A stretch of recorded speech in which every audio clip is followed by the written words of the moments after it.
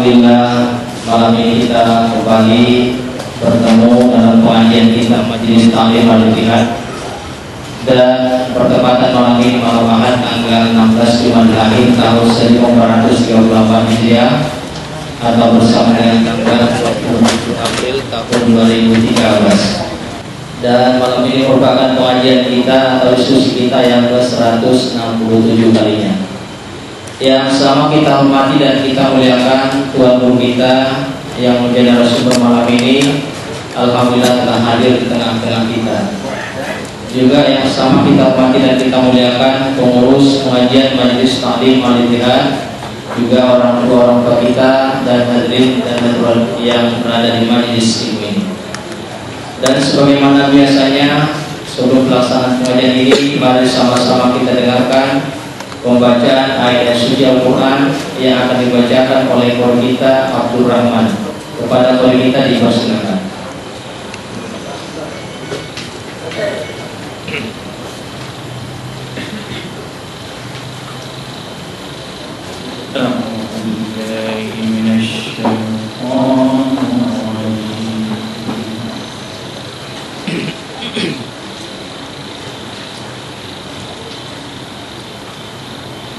Bismillahirrahmanirrahim.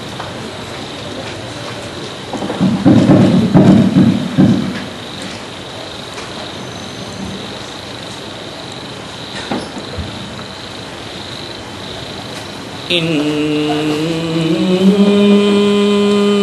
fi khalqis samawati wal ardi waqtilafil layli wan nahar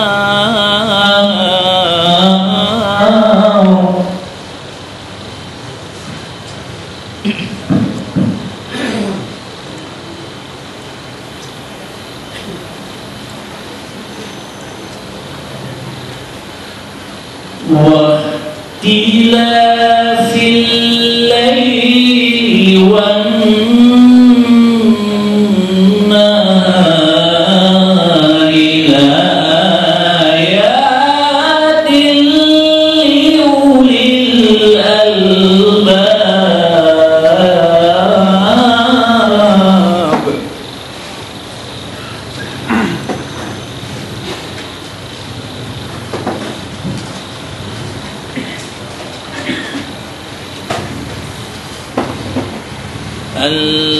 الذين يذكرون الله قياما وقعودا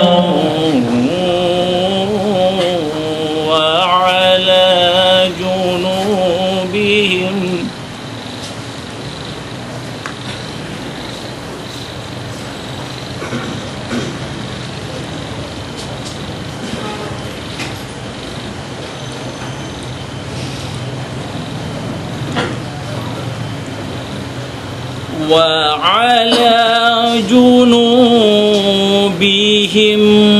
ويتفكرون في خلق السماوات والأرض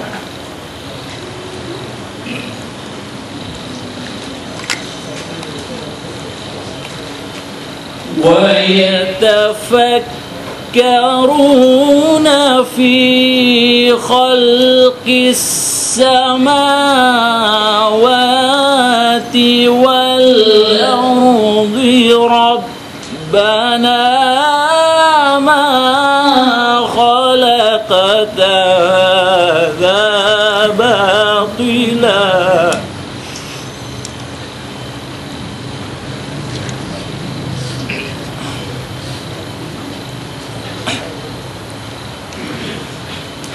ربنا ما خلقت هذا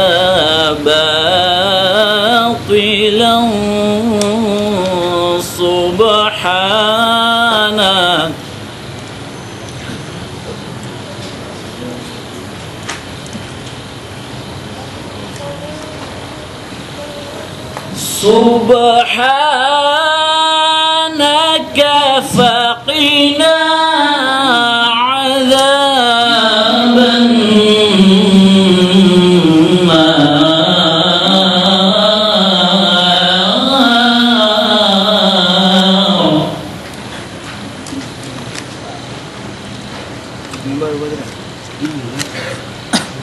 subhanaka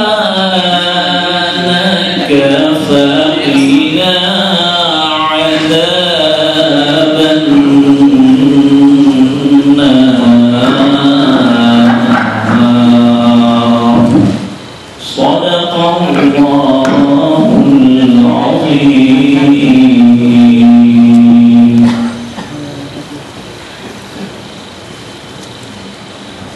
Assalamualaikum warahmatullahi wabarakatuh. Terima kasih kita ucapkan kepada kolega kita tadi yang telah membacakan ayat suci Al-Quran, dan semoga majelis ini mendapat rahmat dari Allah Subhanahu wa taala. Amin amin ya rabbal alamin. Hadirin hadirat yang berbahagia, kami mohon maaf karena kurangnya banyak tidak kurang kerusakan teknis. Kami mohon maaf lagi. Dan malam ini insya Allah kita akan memberikan dua narasumber. Yang pertama adalah tuan guru kita Ustaz Muhammad Tadi bin Jahari Yosef. Kemudian nanti yang kedua guru kita Ustaz Adi Muhammad Hafiz Yazid. Dan yang pertama sebagai kita malam ini adalah tuan guru kita Muhammad Tadi bin Jahari Yosef yang akan mengupas masalah tafsir surah At-Tin. Surah At-Tin. Dan mari sama-sama kita dengarkan dan mudah-mudahan nanti ada kesempatan kita untuk berdiskusi dengan tuan guru kita malam ini. Dan untuk selanjutnya kita persilakan kepada guru kita untuk menyampaikan materinya.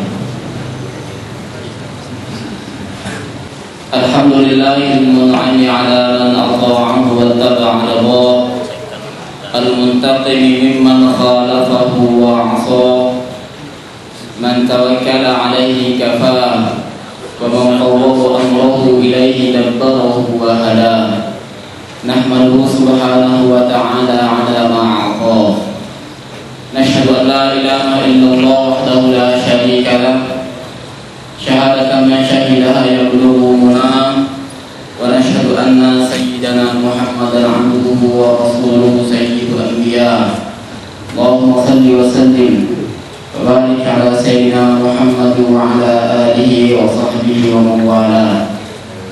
Rabbi shrah li sadri wa yassir li amri wa hlul 'uqdatan min lisani yafqahu qawli, wa la hawla wa la quwwata illa billah. Rabbana zidna ilma warzuqna fahma wa amal bima 'ullimna. Yang sama-sama kita muliakan tuan guru kita yang berada bersama kita, narasumber yang pertama Al-Ustaz Menjelapor, pengurus pengajian Al-Ittihad, bapak-bapak, ibu-ibu, para orang tua kami, para ustaz, saudara-saudari yang semoga Allah Subhanahu wa taala merahmati kita semua. Amin Allahumma amin. Pada pertemuan ini insyaallah kita akan membahas tafsir surah At-Tin. Mungkin tafsir surah At-Tin ini sudah sama-sama kita ketahui. Anggap saja ini siaran ulangan. Dan insya Allah nanti di beberapa pertemuan mendatang akan dibahas oleh Al-Ustaz kita, tapi mungkin di waktu yang cukup lama. Nanti insya Allah akan dilengkapkan oleh beliau dalam pengajian tafsir surah At-Tin kalau saya nggak salah di minggu yang pertama. Allah Subhanahu wa taala berfirman, A'udzu billahi minasyaitonir rajim. Bismillahirrahmanirrahim.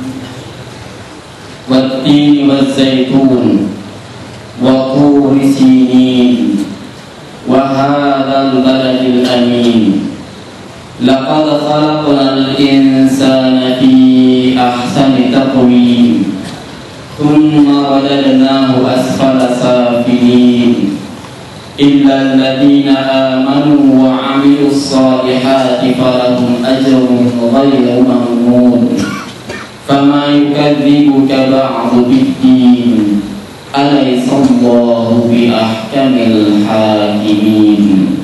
Sadaqallahul azim.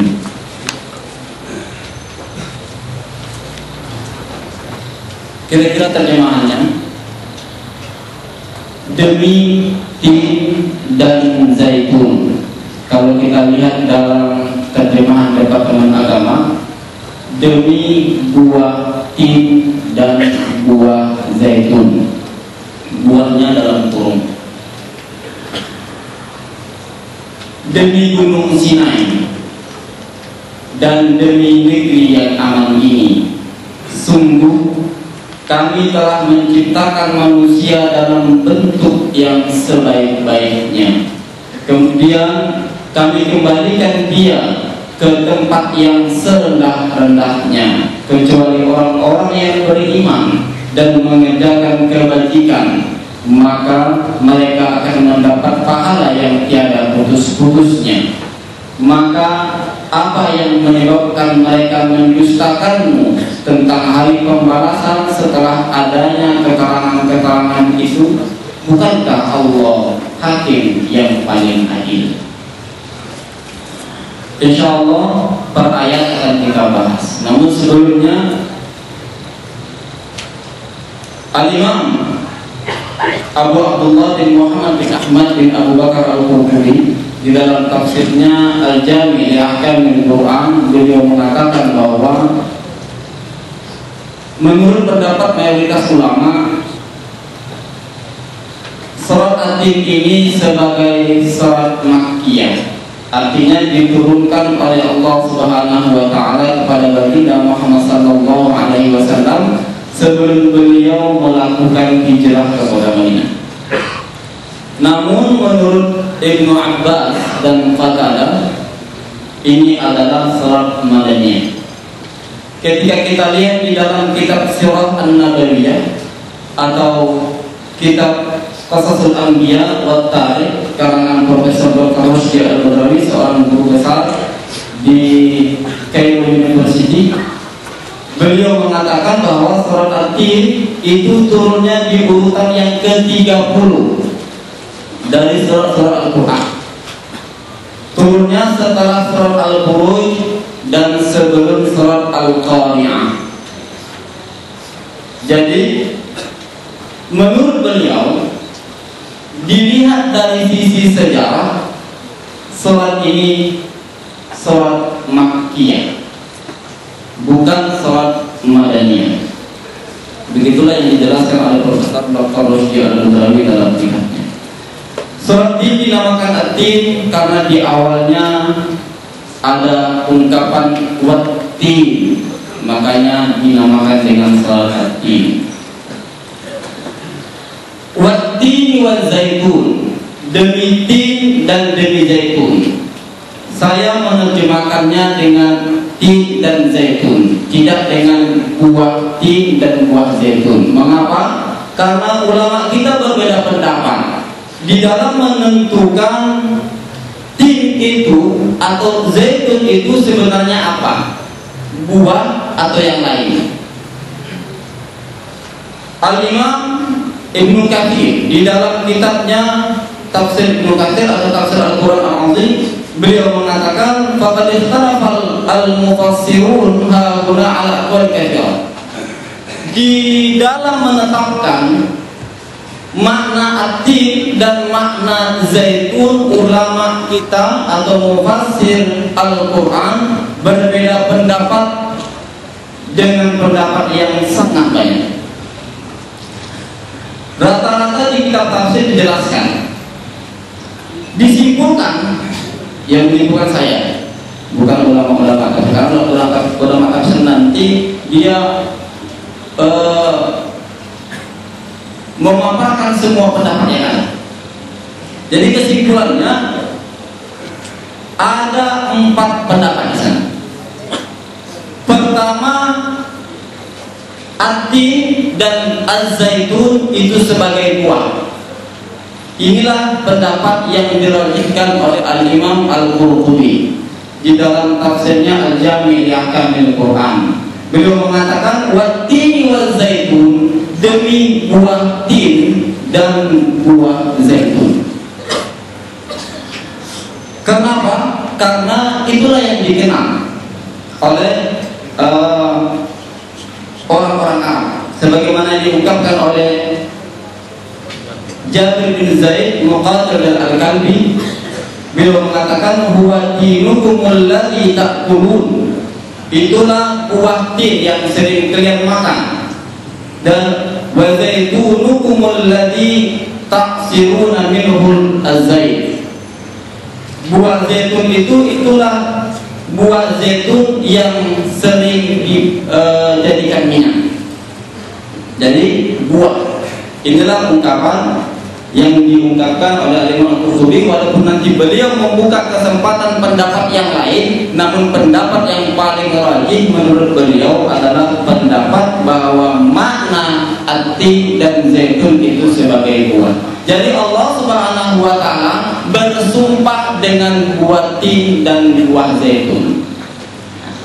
Kalau kita lihat di dalam tafsir Al-Imam Fakhruddin Ar-Razi Mafatihul Ghaib, beliau mengatakan, "Ya'lam anna al-isyal huwa anna at-tin wa zaitun laysa min al-umur asy-syarifah."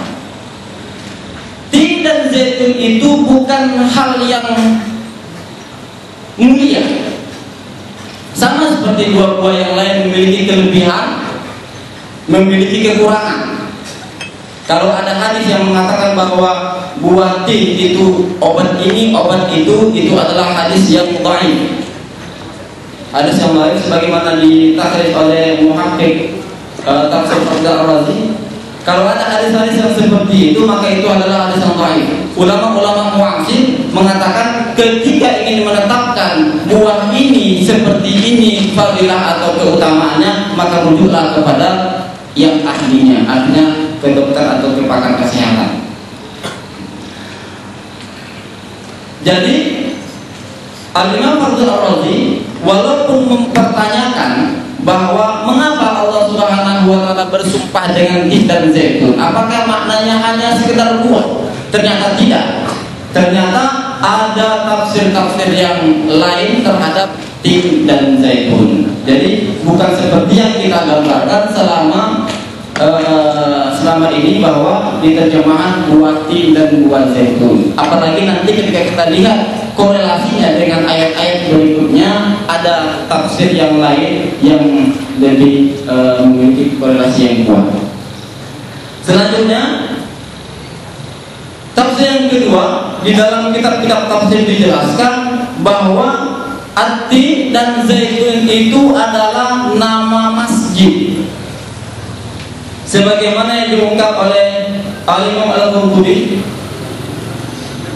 Pendapat dari Ibnu Abbas, beliau mengatakan at-tin Masjidun Nuh alaihissalam. Tin adalah masjid Nabi Nuh alaihissalam, dan zaitun adalah masjid Baitul Maqdis. Juga banyak yang lain, ada mengatakan bahwa at-tin adalah Masjidil Haram dan az-zaitun adalah Masjidil Aqsa. Tin adalah masjid di Damaskus, sedangkan zaitun adalah masjid Baitul Maqdis, dan lain-lain. Tafsir yang ketiga terhadap at-tin dan az-zaitun adalah gunung. Itu adalah nama gunung. Nah, gunung yang ada di Damaskus untuk tin, dan gunung yang ada di Baitul Maqdis untuk zaitun. Dan banyak lagi ketentuan-ketentuan yang lain.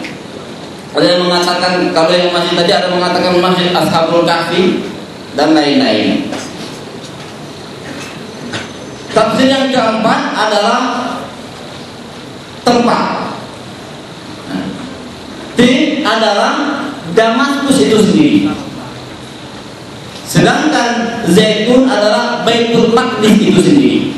Artinya banyak penafsiran-penafsiran yang ada di At-Tin wal Zaitun. Selanjutnya, sebenarnya Allah Subhanahu wa taala bersumpah dengan buah tin dan buah zaitun ini apa yang dimaksud? Apakah buah masjid, gunung atau tempat yang Allah maksud? Ternyata tidak.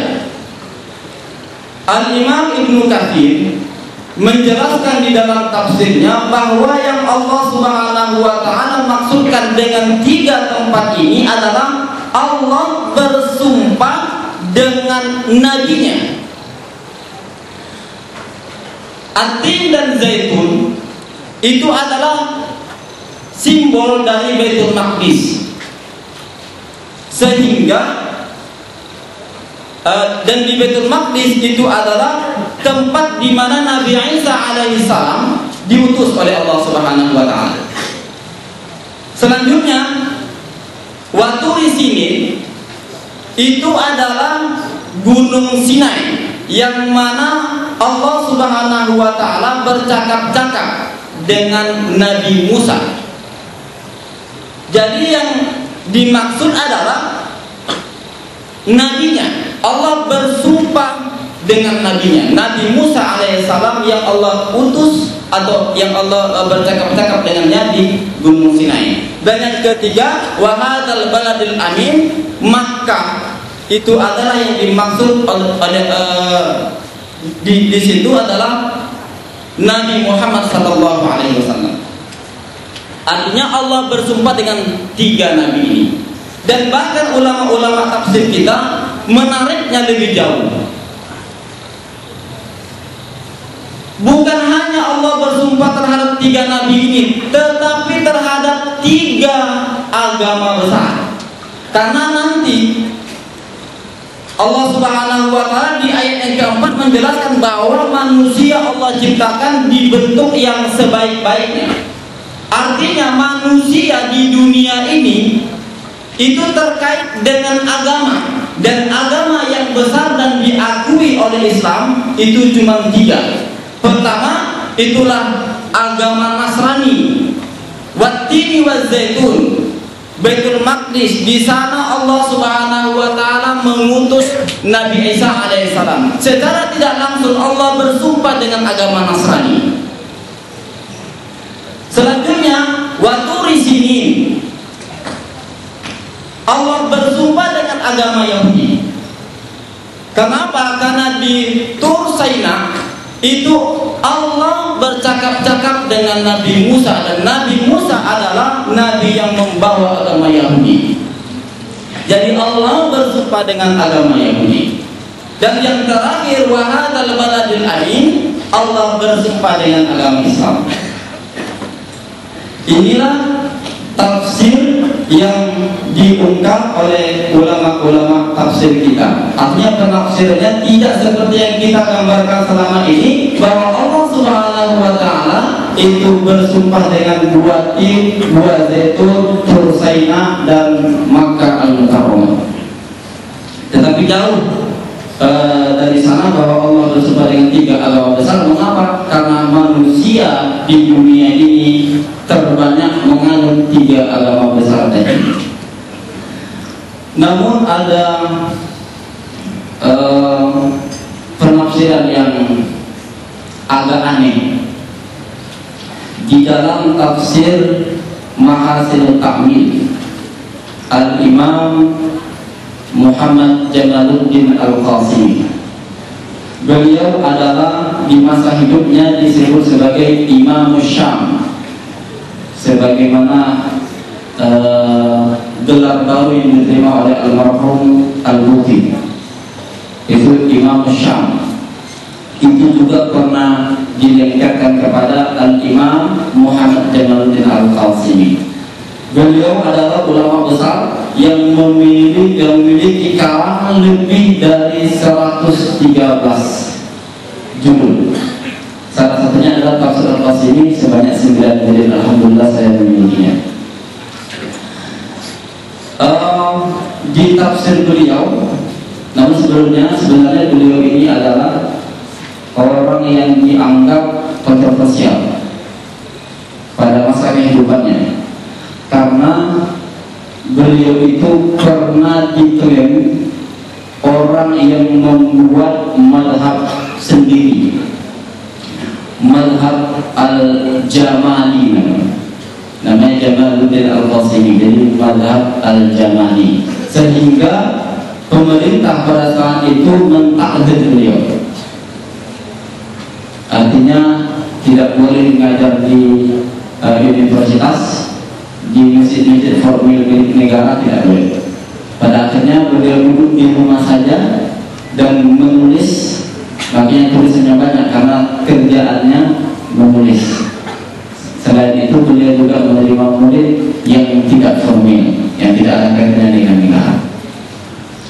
Namun ketika beliau meninggal dunia, nama beliau harum. Begitulah ulama-ulama itu. Setelah tiada baru kita terasa bahwa keberadaannya sungguh berharga. Apa penafsiran dari Alim Al-Qasimi terhadap wati? Beliau mengatakan sebahagian ulama-ulama kontemporer, karena beliau meninggal dunia pada tahun 1914 Masehi, jadi agak lebih junior dari Al-Imam Ustadzul Imam Muhammad Abdul, begitulah beliau digelar di Mesir, Ustadzul Imam, dan lebih senior dari murid Muhammad Abdul Rasyidullah. Beliau mengatakan sebahagian ulama-ulama muasir itu menerjemahkan wati sebagai syajaratul huda muassis ad-diyana al-Buddhiyah. Tin itu adalah pohon Buddha, Buddha yang Tuhannya orang-orang Buddha. Nah, allati tuhurifat kathiran an asliha al-haqiqi. Buddha ini ajaran-ajarannya banyak ditahrif oleh orang-orang, dan dijelaskan di sini bahwa warwajih adalah, ini keterangan yang sangat tegas saya kira dari Al-Imam Al-Qasimi, dan pendapat wajih di sisi kami bal muhaqqaq, bahkan sudah tahqiq. Kata beliau, idza sahha tafsiruna li hadhihi al-ayah annahu kana nabiyyan sadiqan. Kalau benar tafsir kami ini, maka Buddha itu nabi yang soleh. Dulu ketika saya jadi mahasiswa, pendapat ini saya nukil begitu saja, sehingga banyak teman-teman yang mengatakan apa yang saya pikir itu. Tapi sekarang ternyata seorang penuntut ilmu tidak cukup hanya menukil, tidak tenang. Mengapa? Karena Al-Imam Al-Qasimi termasuk ulama yang diterima. Kalau di Indonesia, kitab yang sering kita baca adalah Mau'izatul Mu'minin, itu karangan beliau, yang sering kita baca di madrasah-madrasah. Nah, jadi berdasarkan dari ketidaktenangan itu, pada saat ini kita tidak lagi menukil. Saya dulu pernah berpikir bahwa ketika kita menetapkan seseorang menjadi nabi, apakah bisa begitu saja dengan penafsiran-penafsiran yang tidak memiliki dalil? Penetapan seseorang menjadi nabi itu masalah akidah. Apalagi saya meyakini Pak ya, itu adalah masalah akidah. Dan biasanya di dalam masalah akidah itu membutuhkan kepada dalil qat'i, subutan wa dalalatan. Dalil yang qat'i secara subut dan dilalah. Kalau istilah usul fikihnya, jadi tidak sembarangan. Dan Al-Imam Al-Qasimi tidak sedikit pun mencantumkan di sini dalilnya. Beliau hanya mengatakan bahwa ketika Buddha berada di bawah sebuah pohon, lalu di pohon itu dia tertidur dan mendapat wahyu. Pada saat itu datang syaitan mengganggunya dan syaitan tidak berhasil mengganggunya. Pohon itulah yang dinamakan di dalam agama Buddha sebagai pohon Bodhi. Di dalam Al-Quran disebut sebagai pohon Tea. Kalau dalam bahasa Inggris itu fig, Pak ya, P-I-G. Saya tidak tahu apakah memang sama antara buah Tea dengan buah Bodhi. Itu buah yang suci di kalangan Buddha. Jadi kalau dulu saya hanya menukil, lalu orang menganggap saya kontroversial. Sekarang walaupun kita tidak mengurangi rasa hormat dan rasa kagum kita kepada Al-Imam Al-Qasimi, ya, namun tidak ada salahnya kita mengambil satu pendapat ketidaksetujuan terhadap pendapat beliau. Walaupun beliau mengatakan di sini warrojihan dana pendapat yang wajib di sisi kami dan muhakkak dan bahkan sudah ditahqiq. Tetapi ketika tidak memiliki dalil, apalagi masalah akidah, dalil yang katanya secara turut dan dilarang, maka pendapat itu tidak bisa dipertanggungjawabkan. Dan dulu Buya Hamdan ternyata sudah menukil ini. Baru beberapa hari yang lalu saya baca tafsir Al-Azhar. Beliau mengatakan bahwa orang yang menyamakan antara buah Tea dan buah Bodhi atau buah Bodhi, atau orang yang menyatakan bahwa Buddha itu seorang nabi, agaknya menurut beliau, Buya Hamdan, orang yang tidak paham terhadap ajaran Buddha. Tidak paham. Mengapa? Karena ajaran Buddha itu menurut beliau di dalam tafsirnya Al-Azhar, saya tidak mengetahui karena saya bukan orang Buddha. Buddha itu lebih banyak mengajarkan falsafah kehidupan, tidak mengajarkan ketuhanan. Bagaimana dia bisa dijadikan nabi sedangkan di dalam ajaran-ajarannya itu tidak ada konsep ketuhanan? Jadi menurut Buya Hamdan, orang yang menyatakan seperti ini adalah orang yang tidak mengerti tentang ajaran Buddha. Jadi memang banyak permasalahan di sana. Lebih jauh, Muhammad Rasulullah, muridnya Ustaz Imam Muhammad Abdu, di dalam tafsirnya Al-Manar menjelaskan bahwa dan memasukkan agama Buddha, Konghucu dan semacam itu ke dalam Ahlul Kitab, sehingga bolehlah dimakan sembelihannya dan bolehlah dinikahi perempuannya. Ini tertera dalam tafsir Al-Manar. Alhamdulillah juga saya memilikinya. Walaupun ada yang tidak bagus, tidak baik di sana, tapi banyak yang bagus. Tidak kita buang begitu saja. Kita mengatakan bahwa Muhammad Rasulullah itu lebih junior. Kemungkinan besar beliau menukil dari Al-Imam Al-Qasimi, karena gurunya sendiri Muhammad Abdu yang saya tahu ketika menafsirkan surat At-Tin tidak menjelaskan sama sekali. Jadi ada kemungkinan besar beliau menukil dari Al-Qasimi. Dan Al-Imam Al-Qasimi dari mana dapatnya tidak ada keterangan. Saya capek mencari dalam kitab tafsir yang saya punya. Dari mana kira-kira Al-Imam Al-Qasimi mendapatkan tafsir seperti ini? Saya tidak mendapatkan. Nah, tidak melakukannya. Jadi kesimpulannya, sebelumnya, kalaulah benar tafsir kami ini kata Al-Imam Al-Qasimi, jadi Allah Subhanahu wa Ta'ala di dalam Al-Quran bersumpah dengan 4 agama.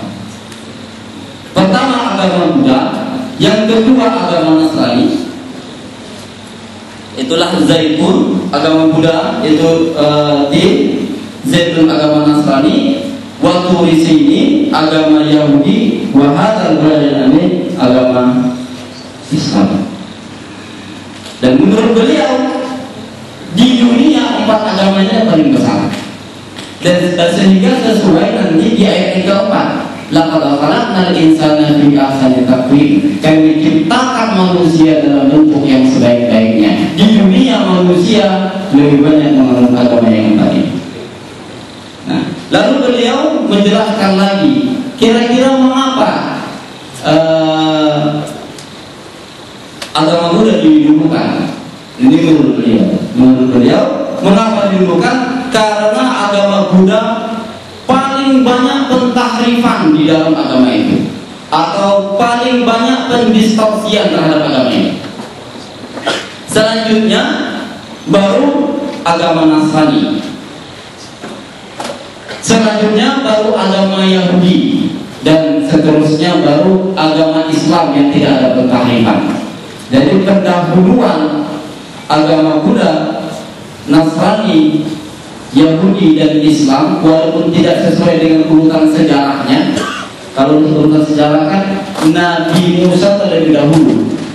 Bahkan Nabi Musa itu lebih dulu daripada Buddha itu sendiri, karena Buddha kan tahun 563 sebelum Masehi dia lahir. Dia meninggal 483 sebelum Masehi. Seharusnya Nabi Musa terlebih dahulu agama Yahudi. Nah, jadi pendahuluan ini kata Imam Al-Qasimi adalah banyaknya pentahrifan. Selanjutnya agama Nasrani, agama Yahudi dan agama Islam tidak ada pentahrifan sama sekali. Betul nggak antara agama Nasrani dan Yahudi lebih banyak pentahrifan di agama Nasrani? Betul. Sekarang aja kita lihat Bible, Alkitab. Kalau di dalam Alkitab itu kan ada 2 perjanjian, perjanjian lama dan perjanjian baru. Kalau kita lihat di perjanjian lama, itulah menurut versinya orang Kristen adalah Taurat. Walaupun nanti menurut versi orang Yahudi berbeda lagi. Nah, ternyata di sana memang menurut sejarah mereka itu memang berdasarkan dari ajaran-ajaran Nabi Musa. Berbeda dengan perjanjian baru, Injil menurut mereka. Perjanjian baru itu ada 4 Injil yang diletakkan di situ, selainnya itu surat Paulus. Jadi bukan Injil yang ditaruh dalam Injil itu.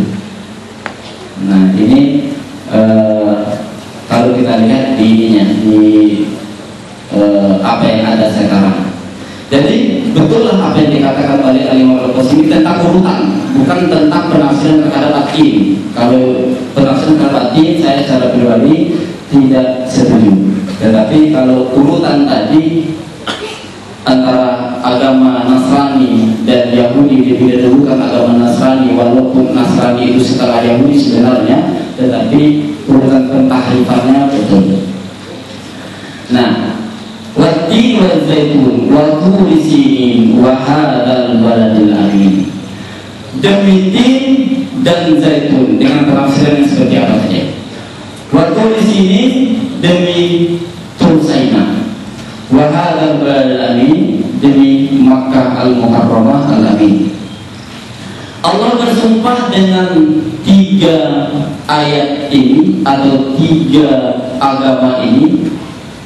Untuk apa? Untuk menegaskan bahwa laqad khalaqnal insana fi ahsani taqwim. Sungguh Allah Subhanahu wa taala menciptakan manusia dalam bentuk yang sebaik-baiknya.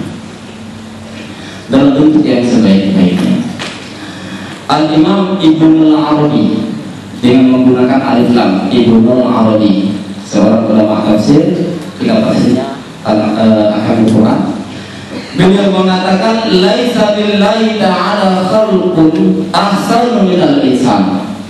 Tidak ada ciptaan Allah Allah yang lebih baik dari manusia.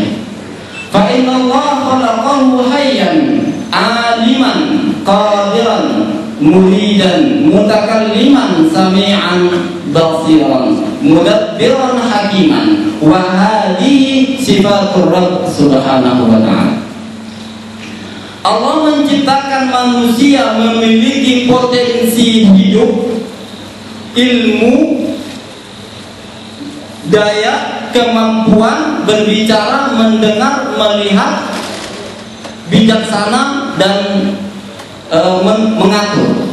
Dan semuanya ini adalah sifat Allah Subhanahu wa ta'ala. Jadi manusia Allah ciptakan dengan menggunakan sifatnya. Di dalam keterangan yang lain, sambung Al-Imam Ibn Arabi beliau mengatakan sebagaimana disinyalir juga sebagai hadis, Inna Allah khalaqa Adam ala suratihi atau ala suratir Rahman. Sesungguhnya Allah Subhanahu wa ta'ala menciptakan Nabi Adam itu atas bentuk Allah Subhanahu wa ta'ala, surati gambar Allah.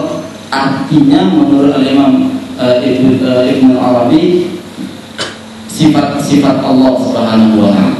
Nah, artinya begitulah manusia yang Allah Subhanahu wa ta'ala ciptakan. Sehingga ada sebuah kasus yang pernah terjadi di zaman Khalifah Al-Mansur, salah satu khalifah di dinasti Abbasiyah. Kalau saya tidak salah, khalifah yang kedua Al-Mansur. Dan ini dijelaskan oleh ulama-ulama tafsir dalam kitab-kitab tafsirnya, di antaranya Al-Imam Al-Qurtubi, Al-Imam Muhammad Amin Al-Harafi Al-Rami dalam tafsirnya Al-Iqra wa Ar-Rahman fi Al-Quran, dan juga dalam tafsir yang lain. Beliau mengatakan di zaman Khalifah Al-Mansur ada seorang laki-laki yang bernama Isa bin Musa Al-Hashim. Dia memiliki istri, sangat cinta dia kepada istrinya tersebut. Pada satu malam keluarlah mereka. Lalu dia mengatakan malam itu adalah malam muqammal atau bulan purnama. Beliau mengatakan, anti tariqun salatan illam takuni ahsan min al. Engkau tertolak 3. Kalau tidak lebih baik, tidak lebih cantik dari bulan ini. Sebenarnya manusia lebih cantik dari bulan atau tidak? Bisa coba ya. Walaupun dari jauh ya. Ini kita katakan tidak lebih cantik. Mengapa? Karena dari dekat bulan itu ternyata jelek. Ternyata manusia juga lebih cantik dari manusia walaupun dari jauh. Lalu mendengar ungkapan ini, seorang istri yang tadi terkejut dan menghijab diri, dan dia mengatakan kepada suami, laqad talaqtani, engkau telah menceraikan. Wa bata bi lailatin 'azimah. Sang suami sangat menyesal, lalu sangat bersedih, tak bisa tidur. Pada akhirnya, pada asbah, ketika pagi, dia datang ke rumah Al-Mansur dan menceritakan apa yang dialaminya pada malam itu. Khalifah Al-Mansur juga ikut bersedih. Lalu Khalifah Al-Mansur mengambil sebuah kebijakan, kumpulkan para fuqaha. Diundanglah para fuqaha pada saat itu dan minta pendapat terhadap fuqaha tersebut. Hasilnya seluruh fuqaha mengatakan bahwa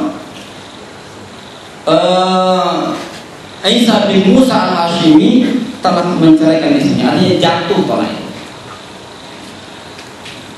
Kecuali satu orang ini bernama Yahya bin Aktham, salah satu murid Al-Imam Abu Hanifah. Dia diam, dengan diamnya dia mengambil perhatian Khalifah Al-Mansur dan berkata, "Maka kada takallam, mengapa tak bicara?" Nah, lalu Yahya bin Akhtam mengatakan ar-rajul lam yahulli, laki-laki ini tidak mempalak istrinya, artinya talaknya tidak jatuh, talaknya tidak ada. Lalu dikatakan kepada dia, engkau telah berselisih dengan guru-gurumu. Ternyata pada saat itu Yahya bin Akhtam masih junior, masih ada yang lebih senior, dan yang senior itu mengatakan bahwa talaknya jatuh, cuma dia yang junior yang mengatakan tidak jatuh. Lalu dia mengatakan al-fatwa bil ilmi, berfatwa itu dengan ilmu. Laqad afta man huwa a'lam minna wa huwa Allah subhanahu wa ta'ala. Dan sungguh yang lebih mengetahui dari kita semua di sini telah berfatwa, telah memutuskan hal ini. Siapa itu? Allah subhanahu wa ta'ala. Kalau sudah Allah berfatwa, jangankan saya, siapapun di sini tidak berani untuk membantahnya. Lalu dia membacakan laqad khalaqnal insana fi ahsani taqwim. Sungguh Allah subhanahu wa ta'ala menciptakan manusia dalam bentuk yang sebenar-benarnya.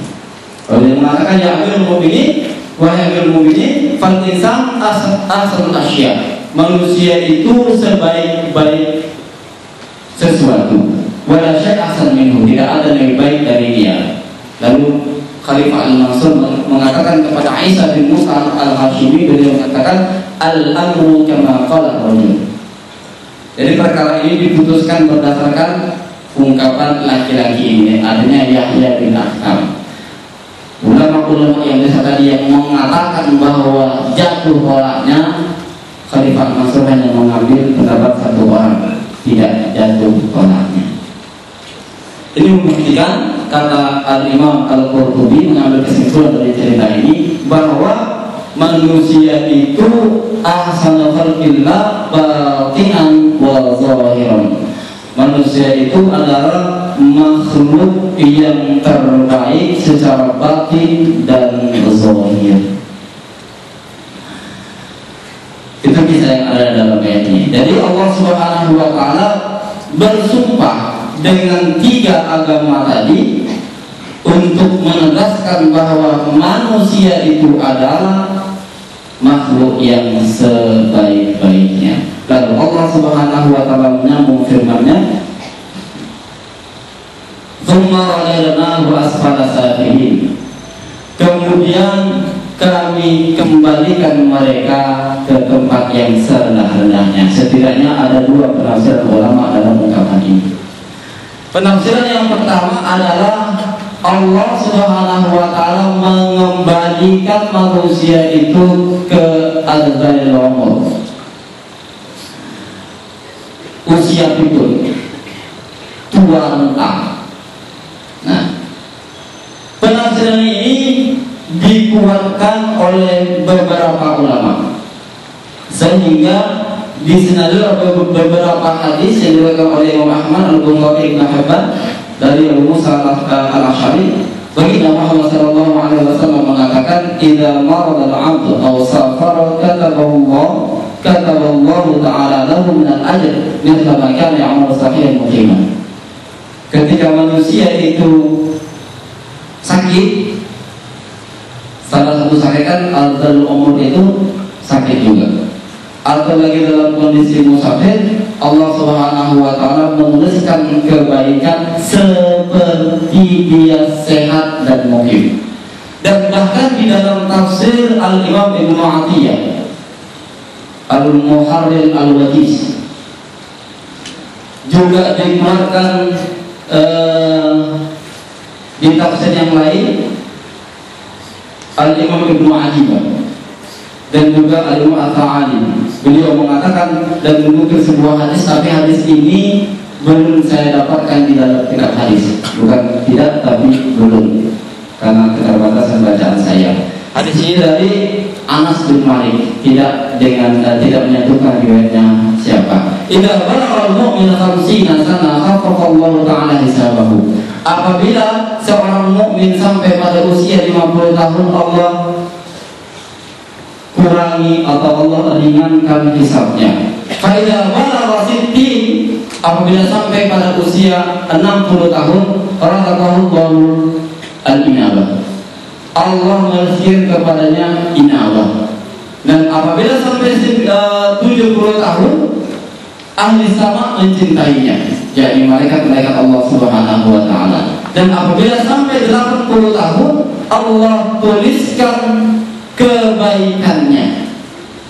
Apabila sampai ke usia 90 tahun, Allah ampunkan dosanya dan Allah beri kesempatan kepada dia untuk memberikan syafaat kepada keluarganya. Dan apabila sampai 100 tahun pikun dia di situ, maka Allah Subhanahu wa taala terus tuliskan kebaikannya walaupun dia tidak beramal sedikit pun. Tapi tetap Allah tuliskan. Itulah di ayat yang ke 6 nanti, falahum ajrun ghairu mamnun. Buat mereka itu pahala yang tiada putus-putusnya. Itu bagi yang menafsirkan summarna wasfala safilin, kemudian Allah tuakan mereka, Allah tikunkan, Allah jadikan mereka tua renta. Ini penafsiran pertama. Penafsiran kedua adalah kemudian Allah Subhanahu wa taala kembalikan mereka ke neraka. Nah, walaupun pendapat yang seperti ini tidak dikuatkan oleh berbagai ulama, tetapi ada kemungkinan yang seperti ini, sebagaimana juga diungkapkan oleh Al-Imam Al-Qurtubi dan Al-Imam Al-Alusi dalam kitabnya Kitab Tafsir dan Kitab Tafsirnya. Ada sebuah penjelasan dari Profesor Dr. Wahab Az-Zuhaili. Ini mungkin agak bertentangan dengan penafsiran yang pertama. Beliau mengatakan sebagian ulama berpendapat bahwa orang mukmin itu tidak pernah Allah Subhanahu wa taala jadikan dia fikun. Ini beliau mengambil sebuah dalil dari Al-Imam Hakim yang diriwayatkan oleh Imam Hakim dan disahihkan oleh Imam Al-Hakim, juga diriwayatkan oleh Imam Al-Baihaqi dalam Syu'abul Imannya dari Ibnu Abbas. Beliau mengatakan, man qara'a al-Qur'an lam, ya kira-kira terjemahannya, siapa yang membaca Al-Quran, Allah Subhanahu wa ta'ala tidak akan menjadikannya pikun.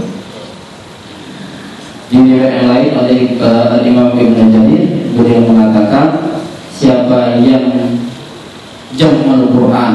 Nah, mengumpulkan Al-Quran ini mungkin yang dimaksud adalah menghafal Al-Quran. Allah Subhanahu wa ta'ala tidak menjadikan dia pikun. Itu. Jadi jika dikaitkan dengan penafsiran tadi, kemudian Allah masukkan mereka ke neraka. Jadi bukan Allah jadikan mereka pikun. Mengapa? Karena nanti orang yang beriman tidak. Nah, illal ladzina amanu wa 'amilus shalihat falahum ajrun ghairu mamnun. Kecuali orang yang beriman, orang yang beramal saleh, dan buat mereka pahala yang terus mengalir. Jadi mungkin selama ini kita berpikir kira-kira selain wakaf atau selain pokoknya sedekah yang bisa mengalir terus pahalanya, apalagi yang ternyata menurut penjelasan ulama-ulama tafsir kita bisa pahala kita mengalir ketika kita sudah sampai akhir umur dan kita tidak beramal lagi, tapi pahala kita terus saja mengalir. Nah, seperti itu. Dan apa maikati buka ba'ududi? Apa yang menyebabkan mereka orang-orang kafir itu masih juga mendustakan hari kebangkitan setelah datangnya penjelasan apa yang datang? Penjelasan ketika Allah Subhanahu wa ta'ala mengatakan Allah menciptakan manusia.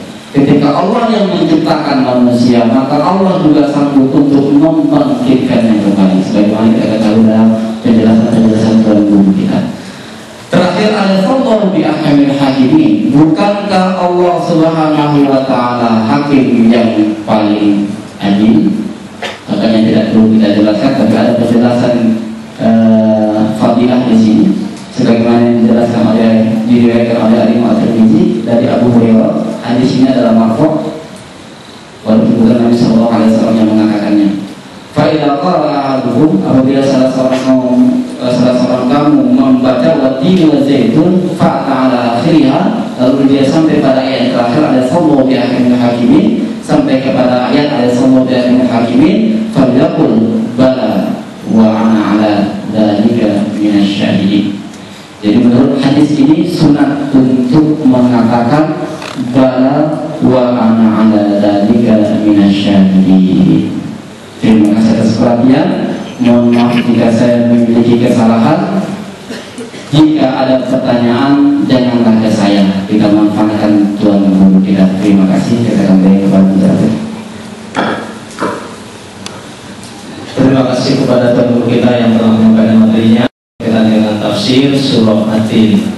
Dan untuk selanjutnya adalah kita dengarkan penjelasan atau materi dari pembuku kita Ustaz Haji Muhammad Hafiz Yazid yang berkaitan dengan masalah kajian hikam. Dan mari sama-sama kita dengar, kita simak, dan mudah-mudahan bermanfaat kepada kita semua. Dan untuk selanjutnya tolong ini kita serahkan saja kepada pembuku kita.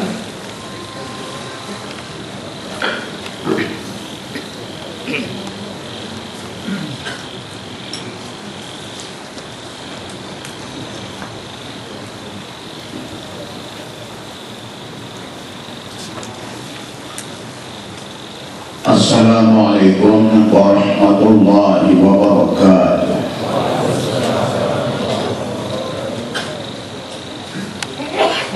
Bismillahirrahmanirrahim. Alhamdulillahi rabbil alamin.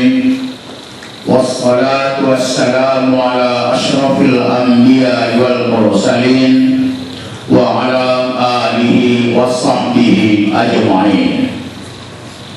Subhanaka la ilma lana illa ma 'allamtana innaka antal alimul hakim.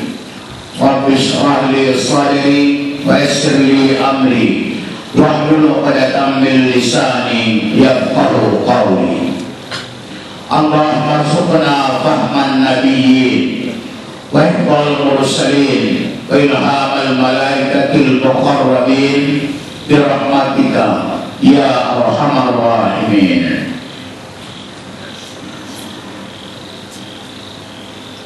Yang saya muliakan pengurus pengajian Al-Ittihad,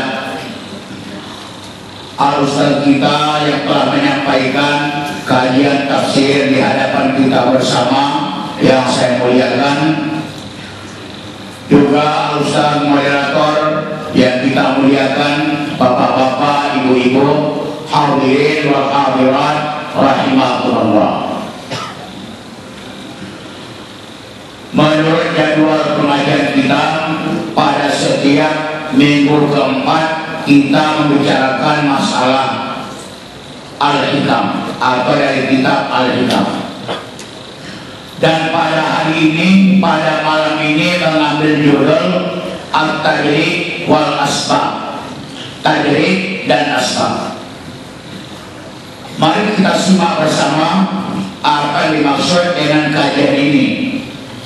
Walaupun barangkali sedikit membosankan atau tidak dijumpai orang seperti ini pada zaman sekarang, kita ikuti saja, mudah-mudahan ada manfaatnya. Al-Imam Ibnu Athaillah As-Sakandari rahimahullahu ta'ala pernah berkata, iradatuka tajrid ma iqamatillah iyyaka bil asbab min asy-syahwatil khafiyyah wa iradatuka al-asbab ma iqamatillah iyyaka bil tajrid inhiqaqun min al-himmatil 'aliyyah.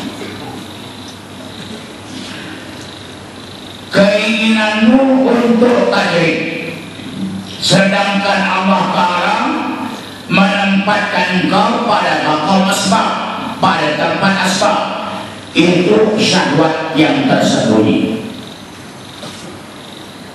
Keinginanmu untuk asbab, sedangkan Allah Ta'ala menempatkan kau pada maqam tajrid.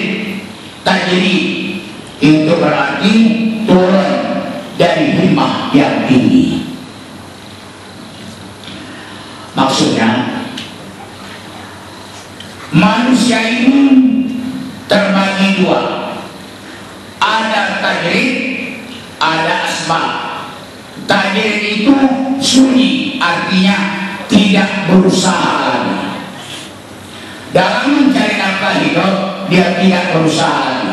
Istilahnya, bukan dia mencari rezeki, tapi rezeki yang mencari dia. Bukan dia mencari makan, tapi makan itu yang datang. Itu namanya maqam tajrid. Kalau asbab berusaha, sebagaimana kita kebanyakannya, kalau mau makan, mau minum, berusaha. Itu namanya maqam asbab. Jadi kata Al-Imam Ibnu Athaillah radhiyallahu anhu, kalau ingin tajrid, meninggalkan usaha, sedangkan Allah Ta'ala menempatkan kita pada usaha itu tidak baik. Itu namanya syahwat yang tersembunyi.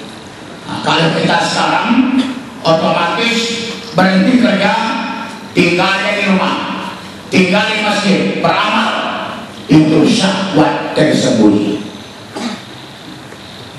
Kemudian keinginanmu untuk asbab, dia orang tadi, tetapi dia mau asbab, berusaha juga.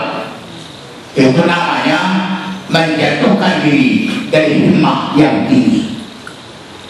Jadi dapat dipaham dari penjelasan ini, mana lebih tinggi, tajrid atau asbab? Mana lebih tinggi, tajrid atau asbab? Tajrid lebih tinggi.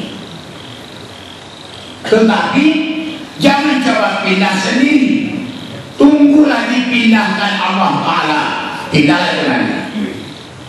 Kalau kita mangkok asbab, ini jadi tajrid, tidak berusaha lagi, bisa jadi nanti menjatuhkan diri kita dari himmah, menjatuhkan, saya ulangi, itu syahwat yang tersembunyi. Kalau dari maqam tajrid ini jadi asbab, berarti menjatuhkan diri dari himmah yang tinggi. Itulah ucapan Al-Imam Asy-Syaikh Tajuddin Abdul Fadl Ahmad bin Muhammad bin Athaillah As-Sakandari Asy-Syadzili rahimahullahu ta'ala, yang wafat pada tahun 709 Hijriah. Nah, kita lanjutkan. Tadi sudah saya katakan mungkin membosankan kaji ini, tapi kajian tidak enak. Nah, yang dikatakan asbab adalah ibaratun amma tasurbihi ila wardin mimma yunal fid dunya, sesuatu yang dapat menyampaikan kepada maksud yang ingin dicapai di dunia. Nah, itu namanya asbab. Berusaha untuk mendapatkan sesuatu yang ingin dicapai di dunia ini. Karena segala sesuatu itu mesti kita berusaha. Nah, untuk mencapai yang dituju itu pergunakan usaha. Itu namanya asbab. Asbab artinya sebab-sebab. Ada usaha-usaha dapat, itu asbab. Kita ini pada umumnya begitu semuanya. Maka asbab. Sedangkan yang dinamakan tajrid adalah ibaratun an adami tasyawulihi bitilkal asbabi dunyawiyah, yaitu tidak disibukkan atau tidak sibuk dengan sebab-sebab duniawiyah. Tak sibuk lagi, bersawah tidak, mencangkul tidak, ke ladang tidak, tetap di rumah. Pokoknya dia dapat rezeki min haitsu la yahtasib. Ada orang itu Banyak. Ada orangnya, ada. Banyak. Sedikit. Kalau saya boleh mencontohkan dua orang ulama di waktu itu masih hidup, sewaktu saya berada di pondok pesantren Mustafawiyah. Maka tajir itu adalah siapa? Tuan Syekh Muara Mais, Abdul Wahab Muara Mais. Tak ada kerjanya. Tadi dia dapat panen padi orang, belum sampai padi ke rumah orang, ke rumah dia duluan. Panen kacang orang, belum sampai kacang ke rumah orang itu, ke rumah dia duluan. Ini sedikit tuan, saya baru pulang dari laut, ini untuk tuan, ini bukan diminta. Bagi dia beramal saja, tenang saja, tapi datang. Nanti namanya bukan dia mencari rezeki, tapi rezeki itu mencari dia. Suka begitu.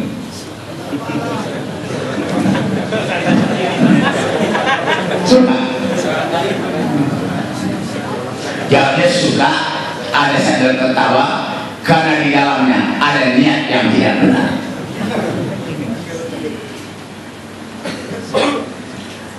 Kemudian ada seorang ulama lagi, makamnya menurut saya makam asbab, yaitu Fadilatul Syekh Abdul Halim Ahmad Al-Habib, tuan guru di Purwai.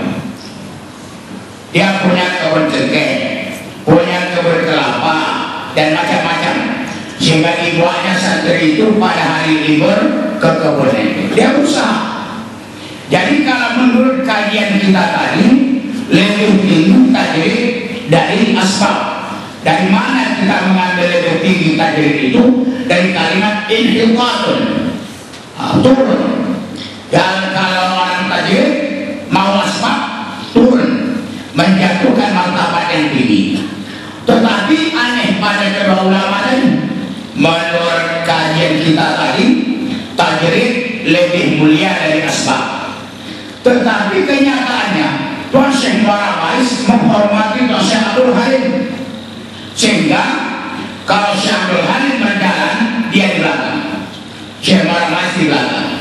Kalau Syekh Abdul Halim masuk masjid, selamanya diangkat oleh Tuan Muara Mais, kemudian ditempatkan di tempat sol atau sandal. Nah, jadi begitulah keadaannya. Dia lebih muliakan. Nah, jadi melihat ini sulit kita untuk menebaknya mana yang lebih tinggi. Kemudian sewaktu Syekh Abdul Halim sakit, kemudian dilihat orang pada malam meninggal dunianya, sholat beratus rakaat, kemudian setelah itu dia meninggal. Apa ini? Bisa pula sholat padahal tidak bergerak lagi, badannya itu seolah mati setelah. Jadi ada ustaz dari Medan namanya Abdul Halim juga. Dia bertanya kepada Tuan Syekh Abdul Halim. Jadi katanya, kalau menurut kata orang, Tuan ini sudah wali Allah, tapi kenapa sakit begini? Kenapa sakit begini? Aturannya kalau sudah wali Allah tidak sakit begini. Apa dia tentu? Pernikahan ini. Pemandangan kau itu, nampak kau nih Pak Puri sakit. Sebenarnya aku tidak sakit. Kalau orang sakit, mana bisa sholat beratus rakaat? Wallahu a'lam. Nah, itu Tuan Guru di Purwai. Pernah saya bertanya kepada beliau, ada guru kalau di lokal ruang belajar dapat kita pelajar, tetapi setelah pulang bilang tak dapat lagi. Apa salahnya ayah? Sana panggil guru itu ayah. Jadi kesalahannya tidak banyak, cuma gurunya tidak ikhlas. Kalau sekarang bertambah lagi, muridnya pun tak ikhlas.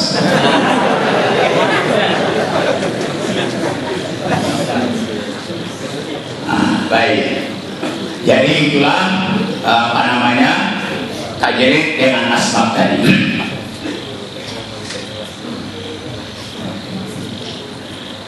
Kemudian karena itu barang siapa yang ditempatkan Allah Ta'ala pada maqam asbab, berusaha, dan dia ingin keluar darinya, ingin keluar dari maqam asbab itu, maka itu termasuk syahwat yang tersembunyi. Syahwat yang tersembunyi karena dia meninggalkan maqam asbab, ingin pindah ke maqam tajrid, syahwat yang tersembunyi. Kenapa disebut syahwat yang tersembunyi? Sesungguhnya dikatakan syahwat yang tersembunyi karena tidak wukuf, tidak berhenti dia beserta kehendak Allah, dan yang dia ingini menyalahi Tuhan menempatkan dia di maqam asbab. Dia mau pindah sendiri, berarti dia tidak mau asbab itu. Yang paling bagus seorang hamba itu di mana dia ditempatkan Allah Ta'ala, situlah, jangan pindah-pindah. Jadi umpamanya tukang beca buat beca, jadi tukang pangkas pangkas, jadi petani. Jangan sibuk kali, aku mau ini, mau jadi ini, mau jadi ini, akhirnya tak ada jadi. Tenang saja, satu saja. Ingat, pemberi rezeki adalah Allah Subhanahu wa Ta'ala. Dan kurang cocok kaji dengan masa sekarang. Orang sekarang ini mau cepat saja, instan. Jadi jangan pindah. Jadi dikatakan syahwat tadi, kenapa syahwat? Karena dia tidak wukuf, tidak berhenti, tidak berdiri pada yang dikehendaki Allah Ta'ala. Dia mau menyalahi kehendak Allah Ta'ala. Allah membuat dia begini, dia mau begitu. Allah membuat dia begitu, dia mau begini. Itu namanya usaha dia itu, namanya minasyahwatil khotiyah. Baik, kita lanjutkan. Itu tadi syahwat. Kenapa pula dikatakan khotiyah, tersembunyi? Karena bahwasanya dia tidak bermaksud dengan itu, dengan pindah dari asbab kepada tajrid tadi, untuk mencapai hadzin ajil. Bukan yang ingin mencapai kebahagiaan atau bahagian yang segera, akhir dunia. Bukan itu. Wa innama qasada bidzalika at-taqarrub ila Allah Ta'ala biqauli ala alin ya ala bizani. Tetapi maksudnya mendekatkan diri kepada Allah. Kira-kira begini, kalau selama ini ya Allah aku berada pada maqam asbab, biarlah aku pindah pada maqam tajrid. Lebih tenang aku beramal, lebih hebat khusyuk dalam beramal, mentakarubkan diri kepada Allah SWT. Bagus saja, bagus saja ceritanya, bagus. Pindah pun bagus. Karena itu dikatakan minasyahwah al-khotiyah. Disebut syahwat karena dia tidak mau berhenti pada yang dipilihkan Tuhan. Disebut tersembunyi karena niatnya bagus, bukan mau tenang, mau diam, tidak berusaha, tetapi niatnya untuk mendekatkan diri kepada Allah. Untuk apa sibuk ini itu di rumah saja beribadah kepada Allah. Tapi biasanya orang begini tidak kepingin rumah cantik, mobil mewah, tarik, dia beribadah kepada Allah. Orang melihatnya susah, tapi dia merasa senang. Sebagaimana pernah saya katakan dahulu, tidak tahu berapa, ada rumah suluk sudah condong mau tumbang, lalu duduk di atas di rumah suluk tadi, dia pada di ambang pintunya, di bendolnya uak-uak yang sudah tua. Jadi lewat orang naik mobil mewah, kata orang lewat itu, alangkah sedihnya uak itu, sederhana sekali, bayinya pun tidak bagus, tidak cantik lagi, sunat umam. Nah, kata orang lewat itu, kata warga, kasihan dah orang pakai mobil mewah, tak sempat dia beribadah, tak sempat dia berpikir kepada Allah. Siapa betul?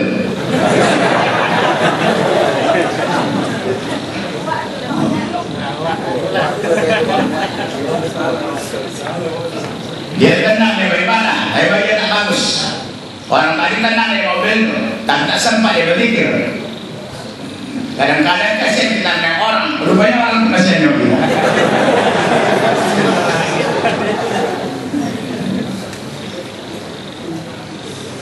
Nah, baik. Kemudian, jadi maksudnya tadi pindah itu dari asbab kepada tajir al-akhir ilam. Bukan maksudnya lain, ya.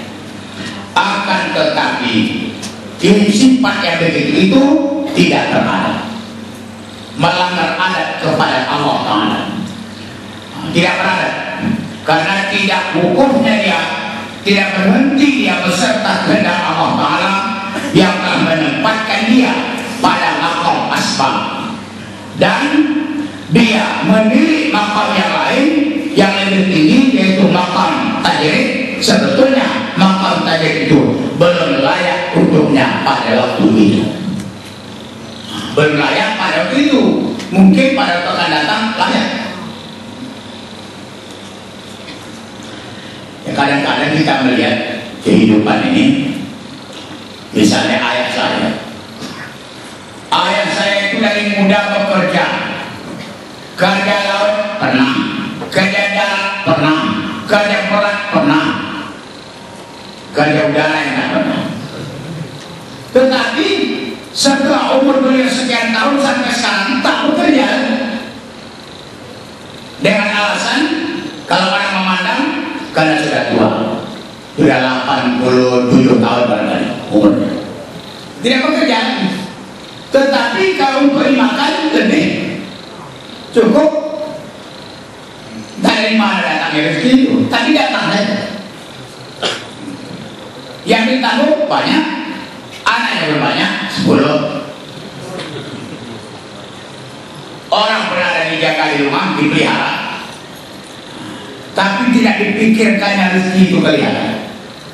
Yakin ya, pemberi rezeki Allah Ta'ala. Ingat itu. Sebagaimana seorang janda, seorang perempuan meninggal suaminya, janda itu, dari datang orang ke rumahnya, orang kaya, kata Dr. Yusuf Al-Qaradawi. Jadi kata beliau, bagaimanakah perasaan ibu dengan kepergian suami ibu? Saya sangat sedih, saya kehilangan, dia sangat baik. Dan bagaimanakah pendapat ibu sekarang ini tentang rezeki ibu? Oh, mendengar itu panas ya. Suamiku boleh mati, pemberi rezekiku tidak akan mati. Suamiku boleh mati, kalau pemberi rezeki mana bisa mati? Hayyun la yamut, hidup tidak mati-mati. Bingung orang kaya pulang itu.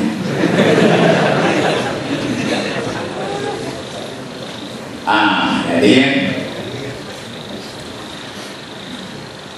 tanda orang yang ditempatkan pada maqam asbab ialah dia tetap pada maqam itu, berpaling dan menuturnya pada maqam itu. Hasil buahnya dan natijahnya pada maqam itu. Jadi dia bisa berusaha, bisa makan, kemudian agamanya selamat pada maqam itu. Agama selamat, dia bisa cari makan, bisa berusaha, bisa begitu dia beribadah, kan selamat namanya. Dan dia tidak tamak milik orang lain. Orang kaya pun dia tidak tamak. Tahu tamak kan? Tamak itu sesuai dengan hurufnya. Ta berlubang tengahnya, mim berlubang tengahnya, ain berlubang kepalanya, besar pula perut. Jadi orang tamak macam tamak lah sifatnya. Bukan kata saya itu. kata Imam Ahmad bin Muhammad bin Ajibah Al-Hasani, pengarang kitab Iqadul Imam. Nah, jadi tidak ada yang terganggu, agamanya selamat. Kepada beliau orang lain dia ingin, karena dia ada, dia cari. Nah, kemudian di samping itu dia tidak memutuskan silaturahim, bagus silaturahimnya, dan dia dapat membantu pakai mesin.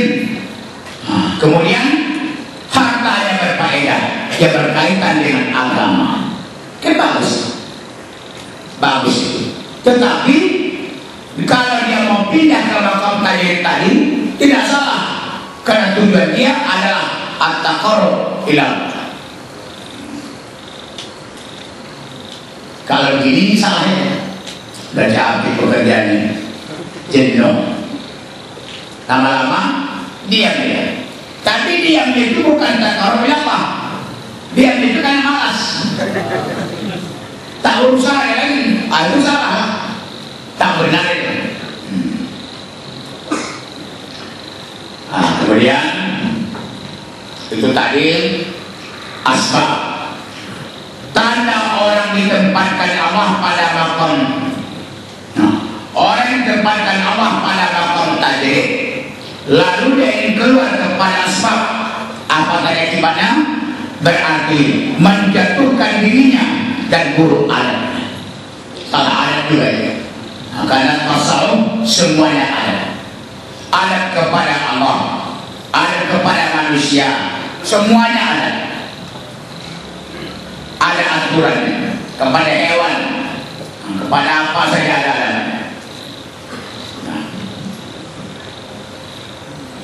Wa kana waqifan ma syahwatil jariyah, dan adalah dia berhenti beserta syahwatnya yang terang, nyata. Karena tadi adalah maqam rafi', maqam yang tinggi yang telah diberikan Allah kepada hamba-hambanya dari muwahhidin dan arifin. Muwahhidin orang yang mengesahkan Allah Ta'ala, arifin orang yang ma'rifah kepada Allah Ta'ala, al-arif billah. Kalau ulama sudah bergelar al-arif billah, itu sudah ulama tauhid tadi, ulama tasawuf tadi, al-arif billah. Kebetulan sebaik kita kutip di sini ulamanya al-arif billah semuanya. Nah, kemudian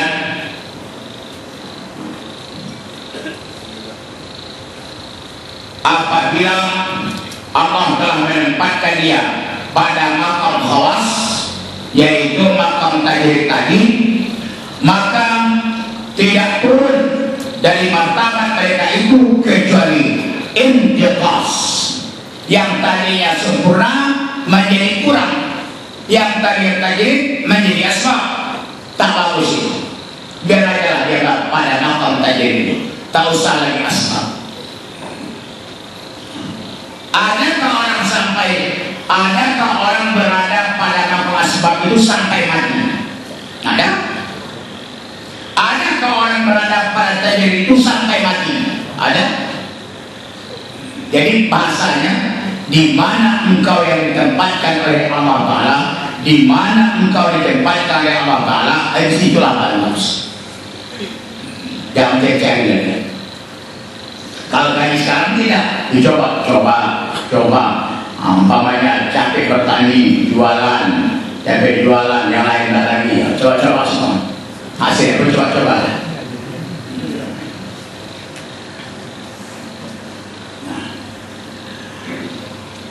Kemudian